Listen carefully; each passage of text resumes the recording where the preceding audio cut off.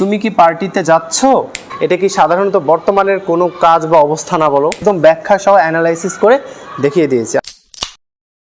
আমরা আমাদের প্রাত্যহিক জীবনে do you, are you, did you, have you এই কথাগুলো দিয়ে প্রশ্ন করি অনেক। তো আমরা কখন কোনটা দিয়ে প্রশ্ন করব, এটা আমাদের অনেক বড় একটা সমস্যা হয়ে দাঁড়ায় যদি আমাদের এই কনসেপশনগুলো ক্লিয়ার না হয়। ঠিক আছে? তো যাই হোক, আজকের আলোচনা জুড়েই থাকবে do you, are you, did you versus have you. এই টোটাল বিষয়গুলো নিয়ে আমরা এই টোটাল কনসেপশনটাই ক্লিয়ার করে হয়ে যাবে ইনশাআল্লাহ একটা ক্লাসেই। তো যাই হোক, আমরা শুরু করি। যেমন ডু ইউ কথাটা আমরা কখন ব্যবহার করব? সাধারণত বর্তমানের কোনো কাজ বা অবস্থা সম্পর্কে প্রশ্ন করতে ব্যবহার করা হবে। যেমন বর্তমানে আমি কোনো কাজ করছি বা আমার বর্তমানের অবস্থাটা কি, এমন কিছু জিজ্ঞেস করতে আমরা ডু ইউ দিয়ে প্রশ্ন করব। ঠিক আছে? যেমন তুমি কি কফি খেতে পছন্দ করো? তুমি কি কফি খেতে পছন্দ করো, এটা কি সাধারণত বর্তমানের কোনো কাজ বা অবস্থা না, বলো? তুমি কি কফি খেতে পছন্দ করো, এটা সাধারণত একটা বর্তমানের অবস্থা বা সিচুয়েশন বোঝায়।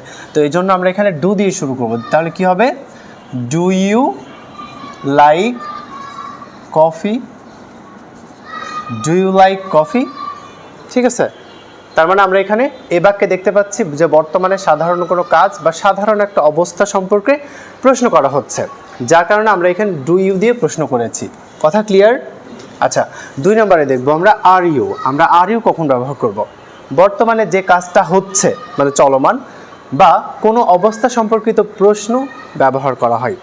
মানে বর্তমানে কোনো কাজ চলছে এবং সেই অবস্থা সম্পর্কে প্রশ্ন করতে আমরা আর ইউ কথাটা ব্যবহার করব। বুঝতে পারছো? দেখো, এক্সাম্পল খেয়াল করো। তুমি কি পার্টিতে যাচ্ছ?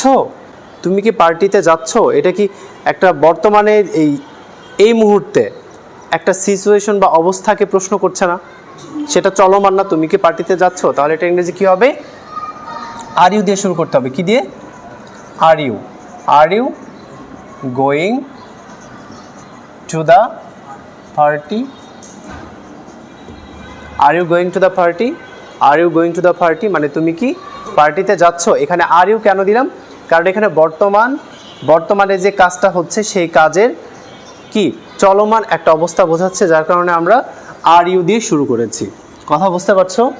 আচ্ছা, তারপরে রয়েছে 3 নম্বর রয়েছে ডিড ইউ। অতীতের ঘটানো কোনো কাজ বা ঘটনা সম্পর্কে প্রশ্ন করতে ব্যবহার করা হয়। মানে অতীতকালে এমন কোনো ঘটনা বা এমন কোনো কাজ ঘটে গেছে, ওই বিষয়টারও বা ওই প্রেক্ষাপটের ভিত্তিতে কোনো প্রশ্ন করতে আমরা ডিড ইউ কথাটা ব্যবহার করতে পারি। ঠিক আছে? যেমন তুমি কি কাল রাতে বা গত রাতে সিনেমা দেখেছিলে? মানে গত দিন, তাই না? এটা অতীত হয়ে গেছে না? বলো, অতীত হয়ে গেছে। তাহলে অতীতকালের কোনো বিষয়টাকে যখন আমরা প্রশ্ন করব তখন আমরা ডিড ইউ দিয়ে শুরু করব। যখন ইউটা কেন দিচ্ছি, আমরা বোঝানোর স্বার্থে ইউ সাবজেক্ট হিসাবে ধরে নিচ্ছি। কেমন? তাহলে ডিড দ্বারা আমরা শুরু করব। তাহলে তুমি কি গত রাতে সিনেমা দেখেছিলে, কী দিয়ে শুরু করবো? Did you. Did you watch the movie last night? Last night মানে হচ্ছে গত রাতে। তাহলে did you watch the movie last night মানে তুমি কি গত রাতে সিনেমা দেখেছিলে? প্রশ্ন করা হচ্ছে। এটা কি অতীতে কোনো ঘটনা না? বলো, হয়ে গেছে। মানে মনে করো গত রাত পার হয়ে গেছে, এখন তুমি আজকে কাউকে প্রশ্ন করছো তুমি কি গতকাল রাতে সিনেমাটি দেখেছিলে? অতীত হয়ে গেছে না? অতীতের কোনো ঘটনার উপর প্রশ্ন করা মানে আমরা ডিড ব্যবহার করব। কথা ক্লিয়ার? আচ্ছা, এরপরে রয়েছে হ্যাভ ইউ। এটা খুবই ইম্পর্টেন্ট। একটি কাজ বা অতীতে শুরু হয়েছিল এবং বর্তমানে তার প্রভাব রয়েছে। মানে অতীতকালে শুরু হয়ে বর্তমান পর্যন্ত এখনও প্রভাব রয়েছে। তো এমন কিছু বোঝালে বা অতীতের কোনো অভিজ্ঞতা সম্পর্কে প্রশ্ন করতে আমরা হ্যাভ ইউ কথাটা ব্যবহার করব। বলো, কি ব্যবহার করব? হ্যাভ ইউ কথাটা ব্যবহার করব। যেমন খেয়াল করো, তুমি কি কখনো প্যারিসে গিয়েছো? মানে তুমি কি কখনো প্যারিসে গিয়েছো, এটা দেখো তো। মানে অতীতকালকে ঘিরে একটা প্রশ্ন করা হচ্ছে এবং সেটার রেশটা এখন পর্যন্ত থেকে গেছে। ঠিক আছে? যেমন মনে করো যে তুমি মাঠে খেলছো, ক্রিকেট খেলছো, তুমি কি হয়ে গেলা? আউট হয়ে গেলা, তাই না? আউট হয়ে গিয়ে তুমি তোমার সিটে বসে আসো। এখন তুমি আউট হয়ে গেছো, কিন্তু খেলার রেশটা ওই মুহূর্তে আসে না। তুমি আউট হয়ে সবেমাত্র বেঞ্চে এসে বসলা, তাহলে তুমি আউট হয়ে গেছো, ওটা অতীত হয়ে গেছে, কিন্তু ওটার রেশটা এখনও আছে। তো এমন কিছু বোঝালে আমরা সেটাকে প্রেজেন্ট পারফেক্ট কন্টিনিউয়াস টেন্স বুঝে থাকবো এবং সেক্ষেত্রে আমরা হ্যাভ কথা দিয়েই প্রশ্ন শুরু করব। যেমন তুমি কি কখনো প্যারিসে গিয়েছো? Have you ever been to Paris? Have you ever been to Paris মানে তুমি কি কখনো প্যারিসে গিয়েছো। যদি বলা হয় তুমি কি কখনো ঢাকা গিয়েছো, কি হবে?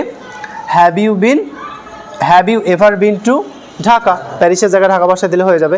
তাহলে আজকের ক্লাসে আমরা শিখলাম যে কখন আমরা ডু ব্যবহার করব, কখন আর ব্যবহার করব, কখন ডিড ব্যবহার করব এবং কখন হ্যাভ ব্যবহার করব। ঠিক আছে, তাহলে কোনটা কখন ব্যবহার করব আমি একদম ব্যাখ্যা সহ অ্যানালাইসিস করে দেখিয়ে দিয়েছি। আশা করি টোটাল কনসেপশন ক্লিয়ার হয়ে গিয়েছে, বুঝতে পারছো? ওকে।